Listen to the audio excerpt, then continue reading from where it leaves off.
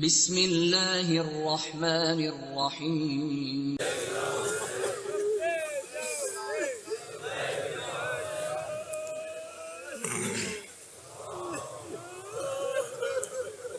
اعوذ باللہ من الشیطان الرجیم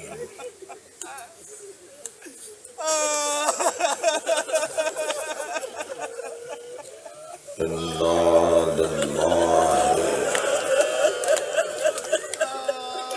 وانا الیہ راجعون۔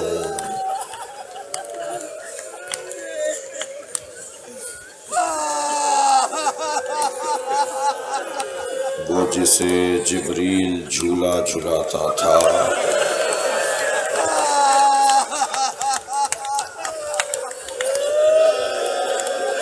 وہ جسے سیدہ گود میں لٹا کے چکی پیستی تھی،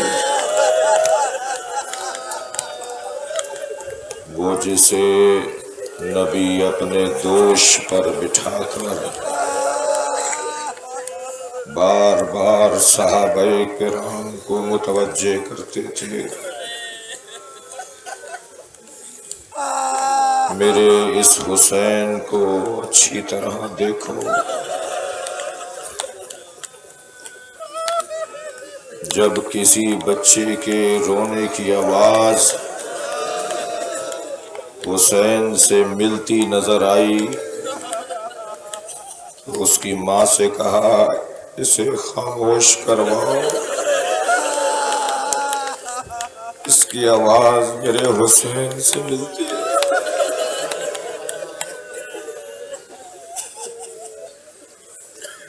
سفر سے لوٹے ام سلمہ میں محو استراحت ہوں، کچھ دیر میں حسین جو 3 یا 4 سال کے تھے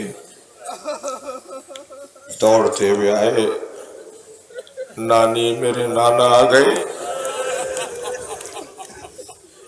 کہا تمہارے نانا آرام کر رہے ہیں۔ حجرے میں جانے سے ام سلمہ نے روک دیا، کہنے لگے مجھے بھی روکا ہے،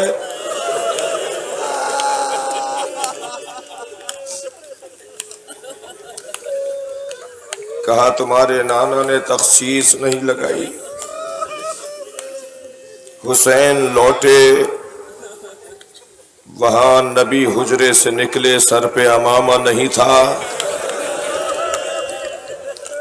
ابا دوش پر نہ تھی۔ اے ام سلمہ تم نے میرے حسین کو لوٹا دیا، آگے بڑھ کر حسین کو گود میں اٹھایا۔ بی بی فرماتی ہیں حجرے میں لے گئے، کچھ دیر بعد نبی کے رونے کی آوازیں آنے لگیں، میں نے حجرے میں جا کے دیکھا تو نبی نے حسین کا کرتا اتارا ہوا تھا، کبھی بازوؤں کا بوسہ دے رہے تھے، کبھی گلے کا بوسہ لے رہے تھے، کبھی سینے کا بوسہ لے رہے تھے۔ فرمایا ام سلمہ مجھے جبریل نے بتایا حسین کا گلا کاٹا جائے گا، اس کے بدن پہ گھوڑے دوڑائے جائیں گے۔ وہ حسین ابن علی صبح عاشور سے عصر تک لاشیں اٹھاتا رہا، بعض لاشیں تو ایسے تھے جو ایک لمحے میں حسین کو بوڑھا کر گئے، وہ لاشا جسے دیکھ کر حسین نے کمر پکڑی، اے رونے والو وہ عباس کا لاشا، وہ لاشا جس کے گرنے پر حسین کی آنکھوں کا نور چلا گیا، اے حسین کے عزادارو، وہ علی اکبر کا لاشا، اے رونے والو، ایک لاشا تو چھوٹا بہت تھا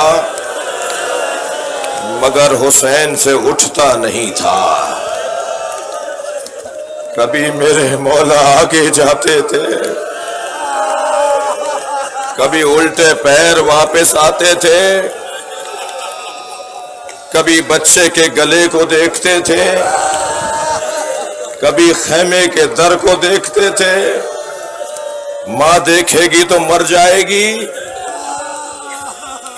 آواز قدرت آئی، داس طفلا، اے حسین اس بچے کو زمین کے حوالے کر دو، ہم نے جنت میں دودھ پلانے کو ایک حور کا تعین کر دیا، تمہارا بچہ محسن کے ساتھ جنت میں رہے گا۔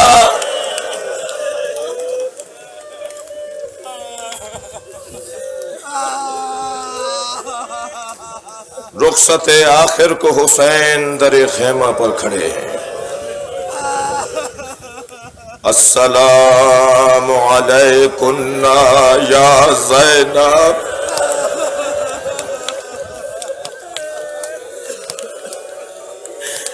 یا ام لیلا، یا ام رباب، یا جاریت فضہ، یا سکینہ۔ بیویوں نے میرے مولا کو اپنے حلقے میں لے لیا۔ حسین ایک ایک بیوی سے رخصت ہوئے، خیمے کے در سے نکلے، زلجنا گردن لٹکائے کھڑا ہے۔ میرے مولا پشت فرس پر بیٹھے، بس ایک ہی جملہ کہا، اے میرے رہوار، جتنا میں پیاسا ہوں اتنا تو بھی پیاسا ہے، بس یہ میری زندگی کی آخری زحمت ہے، مجھے میدان کربلا تک لے چل۔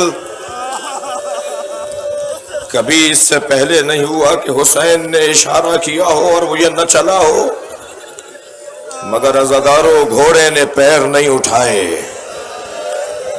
امام کو تعجب ہوا، گردن پر ہاتھ پھیرتے ہوئے کہا، مجھے اندازہ ہے تو پیاسا ہے، مجھے ایک مرتبہ اور میدان کربلا تک لے چل۔ گھوڑے نے اپنے قدموں کی طرف اشارہ کیا تو سنو گے کیا منظر تھا جو حسین نے دیکھا۔ سینے پر سونے والی سکینہ گھوڑے کے پیر پکڑے بیٹھی ہے۔ اجرکم اللہ۔ اے بابا کے گھوڑے، میرا بابا پھر نہ آئے گا۔ حسین پشت فرس سے اترے۔ سکینہ، تم نے تو ہمیں رخصت دے دی تھی، اے میرے لال مجھے جانے دو۔ اب بابا ایک دفعہ اور سینے سے لگاؤ۔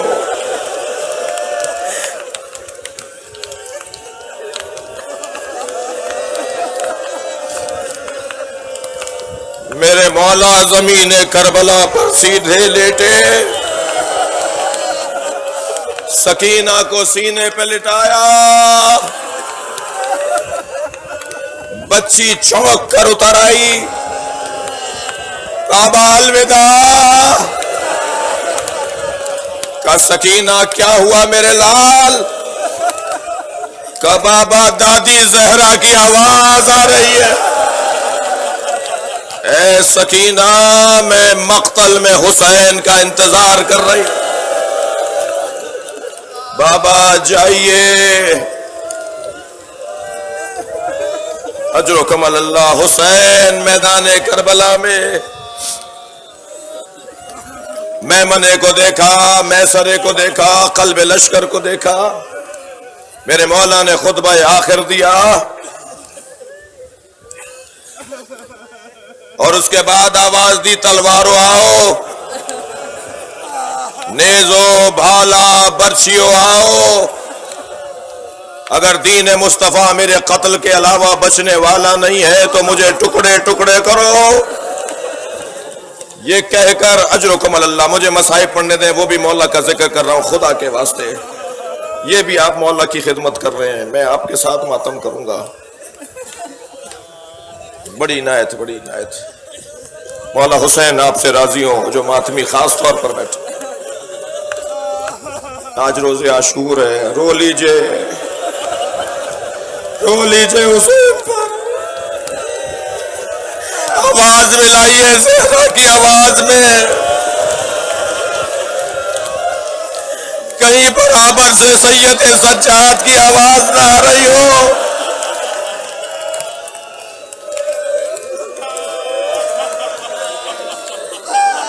میرے مولا نے چند ہی لمحوں میں میمنہ میسرہ قلب لشکر مخلوط کر دیا، فوجیں بھاگنے لگی، حسین کا روب جلال اتنا تھا، ایک 6 مہینے کے سفر سے لوٹنے والا عبداللہ ابن عفیف ازدی جب کوفے میں داخل ہوا، کیا دیکھا کوفے کے بازار بند ہیں، کوئی مرد نظر نہیں آ رہا، پریشان تھا کہ کوفے والے کہاں چلے گئے۔ گھر میں داخل ہوا تو بیٹی نے بڑھ کر استقبال کیا، بابا جلدی کیجئے، دوبارہ چلے جائیے، ساتھ ہی ایک بیابان ہے جسے کرب و بلا کہتے ہیں، وہاں ایک باغی نے خروج کیا ہے، حاکم کا اعلان ہے کہ کوئی کوفے میں مرد نہ رہنے پائے جو اسے مارنے نہ جائے، بابا جلدی جائیے۔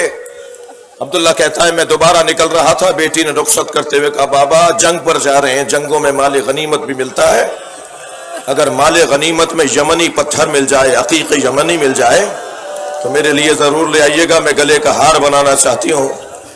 عبداللہ کہتا ہے میں کوفے سے جب کربلا پہنچا تو عصر عاشور کا وقت تھا، میں نے کیا دیکھا، 56 سالہ بوڑھا زخمی تنہا گھوڑے پر بیٹھا ہے، ہزاروں کا لشکر اسے مارنا چاہتا ہے، اس کا جلال ایسا ہے جہاں وہ گھوڑا موڑتا ہے فوجیں بھاگتی ہوئی نظر آتی ہیں۔